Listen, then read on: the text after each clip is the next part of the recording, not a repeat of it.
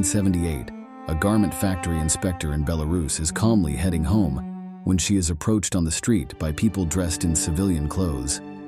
Suddenly, the men pull out handcuffs and arrest the discreet old woman with a calm, almost immutable expression. Her name is Antonina Ginsburg, but both she and the undercover KGB agents know that is not her real name. Those watching the scene seem confused, but the woman is not. She had been waiting for this moment for more than 30 years, when she was known as Tonya, the girl with the machine gun, and had murdered more than 1,500 Soviet compatriots at the request of Adolf Hitler. In this new video, we will learn the story of one of the most brutal characters of the Second World War, who went from saving lives as a nurse in the Red Army to becoming one of the most important executioners of the Nazi regime.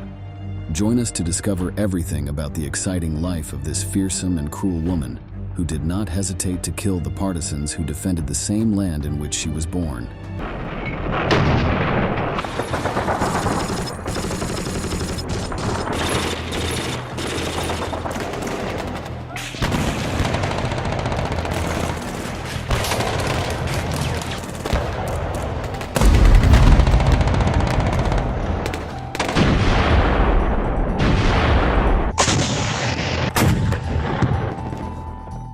The Second World War has left us with numerous examples of the brutality that can be experienced in a conflict of this type, regardless of the side to which the participants belong. In addition, figures of both sexes have also particularly stood out in the conflict, such as the case of the female SS guards, who committed some of the greatest atrocities. It is enough to remember Irma Grace, who was nicknamed the Angel of Death. Just mentioning her sent shivers down the spine of prisoners. She earned her reputation due to the sadistic methods she used against Jews in concentration camps, where she let them be attacked by dogs or tortured children herself, beating them before executing them in cold blood with a pistol.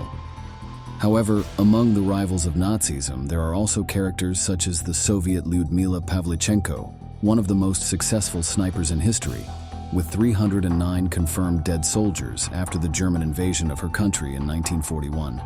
Dozens of her victims were also the best shooters in the enemy ranks, but they were defeated by this woman whose exploits in the sieges of Sevastopol and Odessa in Ukraine earned her the nickname Lady Death. There are more examples to illustrate the female contribution to the Nazi regime and the Red Army, but probably only one can unite both in a single person. And that is the case of our protagonist, Antonina Makarova, originally from the Soviet Union, but who ended up killing more than 1,000 compatriots for Adolf Hitler. Antonina Makarova is a woman who became an executioner for many Soviet partisans during the war and received the nickname Machine Gunner for this. Antonina Makarova was born in the USSR, in a small village in 1920. After graduating from school, Antonina went to study at a technical school, intending to become a doctor. When the war began, the girl was 21 years old. The young Makarova traveled from her small home village of Malaya Volkovka to Moscow. It was in this capital city that she was supposed to study medicine and then look for work. But the situation had changed, and her training ended up being courses in artillery and nursing. With this new knowledge, she was ready to go and defend her nation. When war came to the Soviet Union with the invasion of the Nazis, the woman went to the front as a volunteer. First, she served as a waitress and then as a nurse in the Red Army. In January 1942, she was part of an airborne landing of troops on the Eastern Front, which was intended to reinforce Soviet positions in order to surround the Germans and defeat them. However, that mission was a failure and turned into a carnage. Stalin's men were massacred by their enemies. In total, it is estimated that 1 million soldiers and officers of the Russian forces died, and almost all of the troops who participated in the landing were lost. The Germans surrounded the invading forces, and after killing the vast majority, the few who remained surrendered and became prisoners of the Third Reich, including Antonina Makarova. Surrounded by the corpses of her compatriots, the young woman began to approach a fighter who had been captured with her. His name was Nikolai Fedchuk, and he was planning to break through the cage they were held in order to escape. Desperate to avoid death and captivity at the hands of the ruthless Nazis, the woman clung to her partner's plan. She knew that if they were discovered, anything could happen. From torture, rape, beatings, to finally being killed. In her mind, she only wondered if it was really worth it. The big question was, what would happen to her if she stayed? Could she have a better fate? Probably not. With all this in the balance, when the Soviet partisan told her he was ready to act, she ran after him in the hope that the plan would succeed, and so it did. They both managed to escape from their prison and bypass fragile German security, as the Nazi soldiers were more focused on the war than on the prisoners. In any case, the escape had to be quick and take advantage of the nature around them to hide before being seen. Wandering through the forest began again, which had a bad effect on Antonina's psychological state. After a few months of such a life, the woman found herself in the Lokot Republic. After living with a local peasant woman for some time, Antonina noticed that Soviet citizens who collaborated with the Germans live well here. Nikolai had abandoned her in a village where she had relatives, but Antonina could not stand the village for long, and so she made her way to her own particular destiny. The Lokot Republic was no ordinary region. It was a semi-autonomous territory in the rear of the German armed forces. Moreover, in the summer of 1942, Hitler's men had launched a test project there to create an independent structure for the future Reich Commissariat of Muscovy. That was the name given to the civil occupation regime planned by Nazi Germany in European Russia during the course of World War II. The Führer intended to permanently destroy the Soviet Union, regardless of whether it was capitalist, communist, or czarist. The territorial policy framed in the Lebensraum, the ideology of a superior German people that needed space to expand its thinking throughout Europe, contemplated stripping the Russian inhabitants of everything, as happened with Poland and other countries in the East, and expelling most of them beyond the Ural Mountains, or exterminating them by various means. Now, beyond the fact that the path that the war took did not allow this whole idea to materialize, Lokot was at that time the place that would set the example if the plan was successful, and its self-government was headed by a collaborator called Bronislaw Kaminsky. He was a former member of the Communist Party of the Soviet Union, who had been expelled from it in 1935 for criticizing collectivization.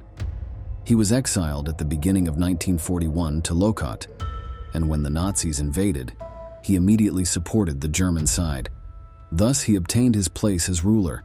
In that role, he created the Russian People's Liberation Army, also known as RONA, a Nazi-allied anti-partisan combat unit that fought against Soviet guerrillas. The peculiarity of this force, which was also called the Auxiliary Police, was that it started with only 200 members, and in just 2 years, its ranks had grown to 10,000 fighters.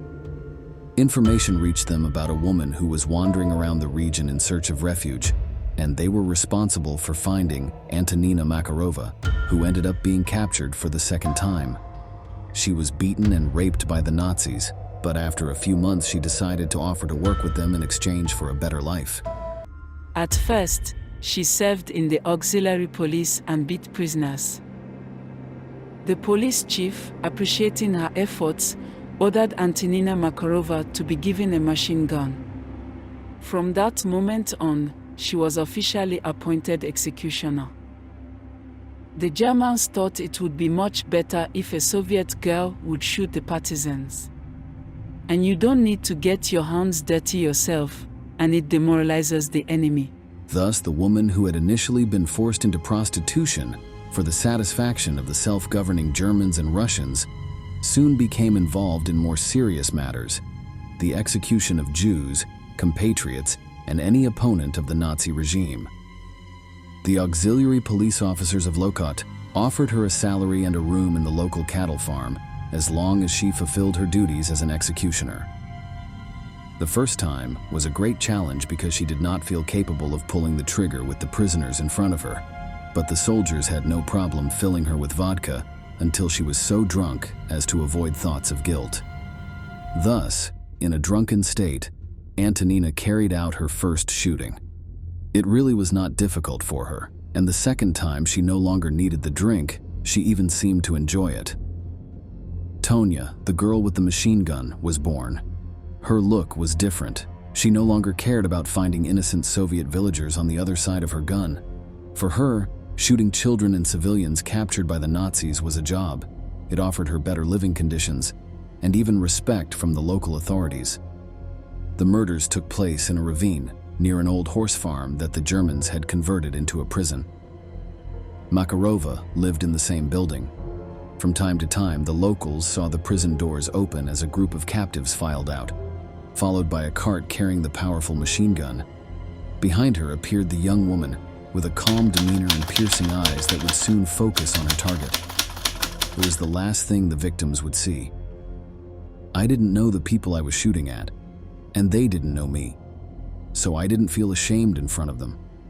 For me, all those condemned to death were the same. Only their number changed. The arrested lined up in front of the pit. One of the men would carry my machine gun to the place of execution, and on orders from my superiors I would shoot until everyone fell dead, the woman recounted years later. Her executions were like a macabre theatrical performance. The leaders of the LANDING Republic came to watch, and they invited the soldiers of the Third Reich. Makarova rarely missed, and if someone survived, she would come up and finish the job by pointing a pistol at their head. After the war, the machine gunner said that she never regretted what she had done. She did not feel any remorse, which indicates a psychopathic personality type. On one occasion, several children escaped death when bullets flew over them in a volley, and then pretended to be killed. They were later saved by locals who had been called to bury the victims. The children were taken to the partisans hiding in the forest, who swore to hunt down the executioner, but they never succeeded. However, episodes like this were not repeated. As the woman began to search the bodies more thoroughly, she removed the clothes and personal belongings from the dead, lamenting that they had been ruined by blood and bullet holes. Antonina Makarova became the terror of the prisoners, but also one of the best at her job. She was so effective that she was sometimes called to perform her bloody duty 3 times a day, for which she even began to earn a lot of money. It is estimated that during her time in LANDING, machine gun girl Tonya shot more than 1,500 people. For each executed machine gunner received 30 German Reichsmarks. In addition, Antonina Makarova provided intimate services to German soldiers. By 1943, she had to be treated for many venereal diseases in the German rear. Although she showed no remorse for the executions she had committed, the service of the executioner never ceased to weigh on her mind, and Makarova often found refuge in alcohol. After fulfilling her official duties, she would go to a local club and share a drink with German soldiers, with whom she would later have sex, either to earn extra money as a prostitute or simply for pleasure. In this way, she became infected with syphilis, and when her illness was recognized, she was sent by the Nazis to a field hospital because she began to infect several members of the troops. This is how she left the place that saw her go from being a simple Soviet prisoner who had served as a nurse to a machine for executing partisans. However, this saved her life, as it allowed her to escape the hell that would soon fall upon the Germans in the region where she was located. While the woman was being treated at the health center, Soviet troops carried out a successful counterattack against the German occupation, and on 5 September 1943, the Red Army liberated the region in which the LANDING Republic was located. However, the traitor that Stalin's soldiers had been told about was no longer in the village by that time. The news reached Makarova, who knew that she would not be able to return, and that if she was found, she would suffer for what she had done to her countrymen. She needed to start a new life, and almost without realizing it, she did. During treatment for her illness, she returned to work and found herself serving as a cook for a Nazi corporal who became her lover and secretly took her to Poland. However, the man died shortly after arriving there, and the machine gunner was sent by the Third Reich authorities to a concentration camp in Königsberg. In 1945, shortly before the Great Soviet Victory, the Red Army captured the city where Makarova was located. Amazingly, she was not recognized and was set free without having to pay for her brutal acts. She managed to forge documents that proved the following: Antonina Makarova had worked in a Soviet hospital all her life, as a nurse. She was believed Tonka the machine gunner had sunk into oblivion. Antonina managed to live more than 30 years with impunity, but justice does not sleep. All this time the KGB searched for the executioner. The Soviet authorities were still on the trail of the woman who had killed so many of their compatriots, but all they found, when they saw Antonina Makarova, was a veteran who had served as a nurse in one of the Red Army's medical battalions. In other words, they had not only saved the life of Hitler's henchmen and Nazism, but they also honored her, to the point that they got her a job in a military hospital in the Soviet Union. Despite being favored by this situation, the young woman understood very well that she needed to protect herself even more. Therefore, when she met a sergeant named Victor Ginsburg, she agreed to marry him in 1945 and started a new life in Belarus, the birthplace of her new husband. Settled in the city of Lepiel, they had 2 daughters. The family lived happily, enjoying great respect for being 2 Soviet war heroes. Even the local museum displayed photographs of Victor and Antonina in a room dedicated to the memory of the struggle for the homeland. The woman began working as an inspector in a clothing factory and built a new life. No one suspected her dark past, not even her husband and daughters. But the KGB, the Soviet Union's intelligence agency, had not forgotten Tonya, the girl with the machine gun. All the Antonina Makarovas who matched the age range were investigated without success, until in 1976, something suspicious was found. A man named Makarov had filled out a form to travel abroad indicating that his family consisted of 6 brothers and sisters, and all had the surname Panfilova, except for one of the women. This person in question was Antonina Makarova. There, the KGB began to look into her story. The woman was the daughter of Makar Panfilova. Because of her official surname, the authorities did not take her into account when studying the files, because they did not know that, following a mistake at school, she was known to everyone as Makarova. When they found this disturbing clue, they decided that it was time to go after her. The surprise was enormous. The Soviet authorities understood that she was a recognized war veteran, who in turn was married to another hero of the Red Army.